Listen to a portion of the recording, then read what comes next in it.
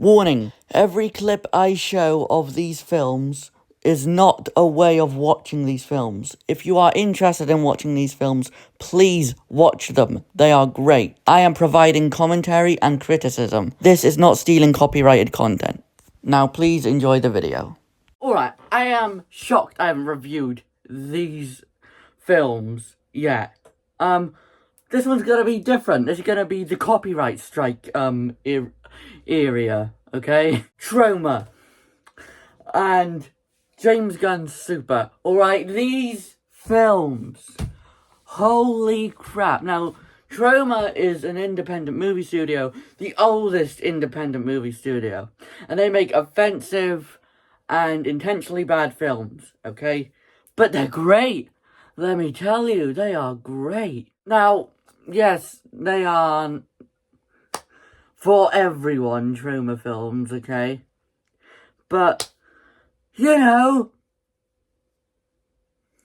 they could be. So, like pretty much everyone else, my first trauma film was Toxic Avenger. Okay? Sorry, I'm not unique. But my second trauma film was Trauma's War. And, no, that was a lie. But my second after the whole Toxic Avenger series, apart from the new one, was Trauma's War. And let me tell you, Trauma's War, that's a whole different breed. Okay? I put it on, and holy crap, right? My mum was in the living room, and, bro, it got to that scene, you know, that scene I'm talking about. And I was like, well, Mum, that's trauma for you. She didn't like it. But these are masterpieces of cinema. Alright, now let's talk about Toxic Avenger 1, 2, 3, and 4. Yeah! Copyright strike time. So the Toxic Avenger, it is made by Lloyd Kaufman, who is like literally the most hilarious man I have ever seen. There has not been one stand-up comedian to ever make me laugh as much as this man does. Like, honestly, this guy should do stand-up comedy. I don't know why he doesn't. He is hilarious. Stout. Here, blow it. This game already blows. You know, nerd, I've got some dust in my asshole. Could you blow it out just for about 30 seconds? It would really help the game. What the fuck? You could beat Super Mario Land in the time. What are you talking about? You want something to take a long time to beat? It would take me a long time to beat off to Justin Bieber, man. It takes a long time. Long? My penis is pretty damn long right now, and I'm not even flaccid. A little film fact behind the scenes. You know how we made Blobby for the movie? We took my ball sack, we made a cast of my ball sack, and we got Blobby. It did pull off my pubic hair, which was very painful. But you folks out there in Videoland can make your own damn Blobbies, and you can be just like George Lucas, sell them in Burger King. Well, also, the original Toxic Avenger, part of it is the underdog, or the underbitch, whatever you talk. We also have movies with gynos, whether you have the underbitch. But in this particular movie, Tromaville knew... What are you talking about? All of these films I'm going to be talking about today are criminally understood, okay? And that's coming from a filmmaking standpoint, okay? Now, with the Toxic Avenger... It's about this guy named Melvin, a janitor, okay? He's a teen, and he gets bullied, okay? And the bullies chuck him into the toxic chemicals. Now, I'm just gonna show you a few clips. You're getting a little bit flabby there. Where? What are you talking about? I don't got no fat. There's no fat here. I don't got no fat. Fat! Now, all of these movies are very sweet. They have a very sweet human undertone to them that not many people see, especially with Super, okay? Super is a lot more edgier than some of these. My mum refuses to watch Super. I said, oh, I'll watch it, I'll recommend it to you if I think you'll like it. Honestly, she would love it, okay? But she's not even giving it a chance, because probably the humor. She says she thinks it's stupid. But how do you think something's stupid if you haven't seen it? Sorry, Mum. It's true. Now I'm going to be doing the dishes because I forgot to do them.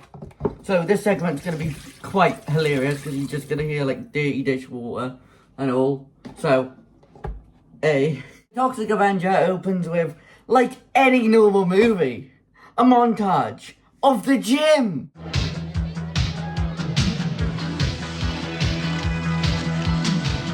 Now, after we get our montage of the gym, we are introduced to the main character. Julie, you smell something? Ooh, P.U. What's that stink? Gee, that's funny. I don't smell nothing. I will say, I never liked this main character. He always is a bit like, okay. Like, he's not good, you know what I mean? Like, he's a bit horny.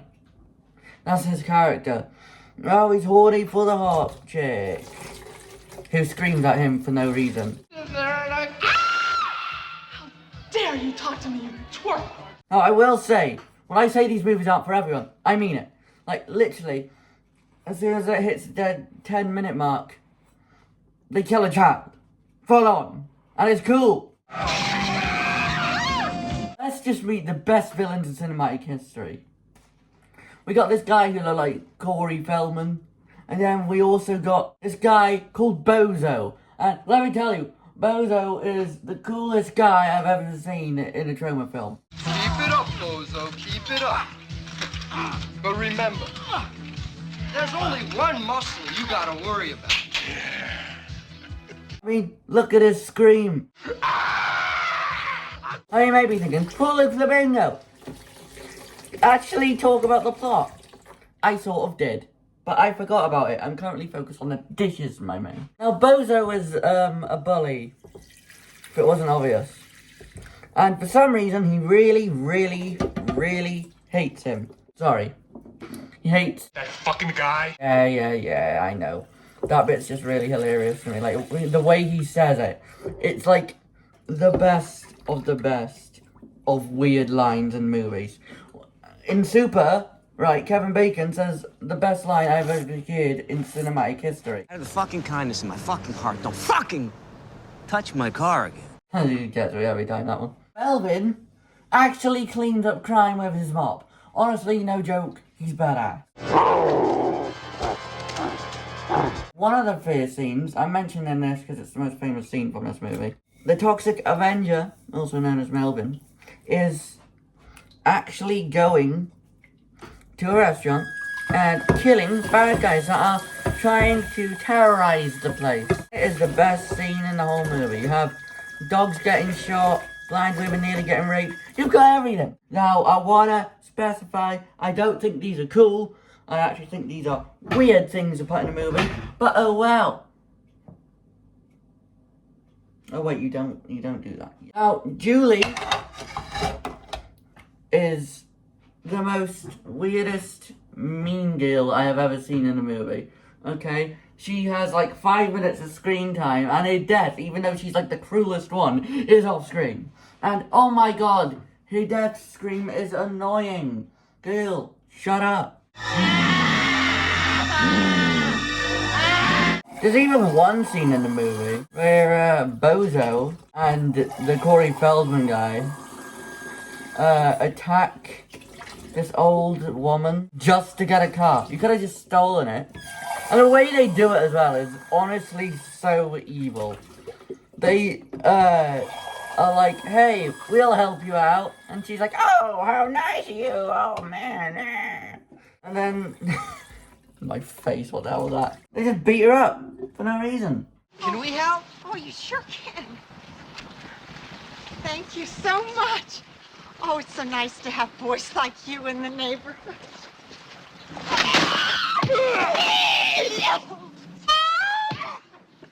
Oh, what a feeling today.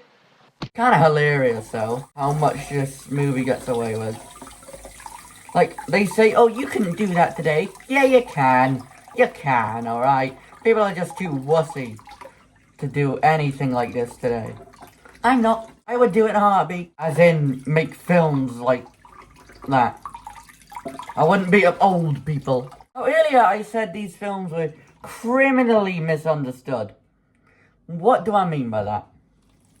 Well, The Toxic Avenger isn't just rude, crass, offensive, gory. It genuinely has heart in it. Just like Super. Now, what heart are you meaning, Crawling Flamingo, you will say? I mean, moments like the montage where he's just helping people out. Like, it has heart. And I think the overall message is, hey, even though this film's messed up and gory and all that stuff, be kind. You know? Now, yes, the other message is definitely love, okay? That's a standout.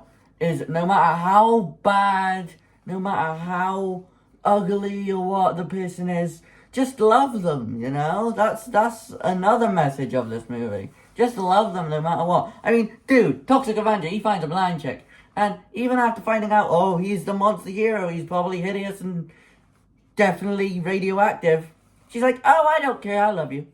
Bro, legit love right there. These dishes aren't dishing. I don't know what's going on. Now, I was originally going to do all 4 of the Toxic Avenger films, but honestly, I think what I said about that first one sums up every one of those films. Anyway, now on to my 4th favourite movie of all time. Honestly, you're stupid! You actually don't know cinema! What about Shawshank Redemption? What about Interstellar? Interstellar's my number, I don't know anymore. I haven't seen it, it's not that good. Once you do it on a rewatch, it's not that good. I'm gonna tell you why it's become my 4th favourite film of all time. Here's why. Super is directed by James Gunn, and James Gunn has slowly become a little inspiration for me. Now, I know, past controversies aside, okay, this is like one of the funniest films I have ever seen, and also the most saddest, you know? It's starring Rainn Wilson, you know, Dwight from The Office. I know him, I first saw Rainn Wilson in The Meg, then I saw him in The Office, and now I'm seeing him in this. And honestly, this man can act, alright? This is his best role, honestly. He's so good in this movie. So the film follows Frank Darbo, and he's, you know, feeling a little lonely. His wife left him for Kevin Bacon. I don't blame her. Now the film starts out with, like, honestly, the most wholesome and saddest intro known to mankind. So Frank Darbo has only had 2 good moments in his life. Marrying his wife, who, once again, I will say, left him for Kevin Bacon, a druggie in this movie, the villain, and helping a police officer. But you can already see the police officer was already going in the building that the robber was going in. 2 perfect moments in my life. The first was when I married Sarah.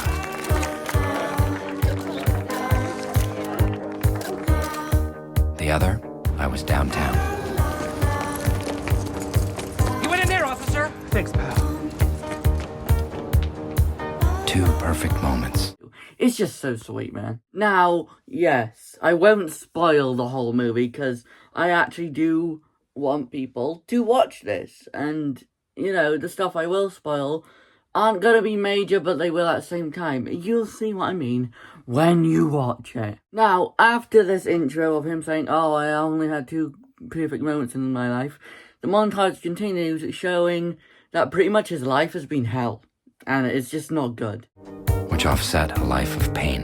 Would God hide pictures of Heather Locklear in his closet, Frank? And then it ends, and then he's like drawing the 2 perfect moments, and he puts it on his wall. So when he wakes up, he just gets reminded of the moments. And that is just like, dude, his life is that bad, and to have those 2 moments stick out of any other, like, dude, that's just so sad. And his wife, when she sees the drawings, just says they're crap, basically. Oh my god, like, it's just so good. And see these first thing every morning. My perfect moments. They can inform my day. Set me in the right direction. The hands are a little big, don't you think, sweetheart? So his marriage is failing, and he's noticing that because when he goes to hug his wife in bed, she, nudges away. And then the next day, and Kevin Bacon knocks on his door asking where the wife is. And surprisingly, Kevin Bacon doesn't eat bacon in this movie at all. He eats eggs. Hey. Sarah live here? Are these some special kind of eggs? These those brown kind? I don't know what those are. You, my friend, you have an egg cooking gift. God has graced you with a goddamn egg cooking gift. Gotta run. Amazing eggs. So he tries to look for his wife. He finds that her clothes are gone in the closet and there's only a hair clip left. So then he goes and confronts Kevin Bacon, who compliments his eggs again. Man's obsessed with eggs. Oh, yeah, you're the guy that cooks eggs, right? The brown kind? Yeah, they weren't brown. Oh, that's right, they weren't brown, that's right. Now, I have seen countless reviews of this movie, and no one gets what this is. Like, everyone's think, oh, the wife just left him. Oh, haha, he's just a sad guy. No. Kevin Bacon isn't just a random dude who took his wife. He's a druggie, right? Criminal who kidnapped his wife. Sure, the wife may have left him to be with Jock in the first place, but Jock actually did just kidnap her eventually. Like, she stayed there for a while. She was like, oh yeah, I'm happy. And then Jock, drugged her, forced her to stay with him. Like, Jock isn't just a normal guy like most people are saying.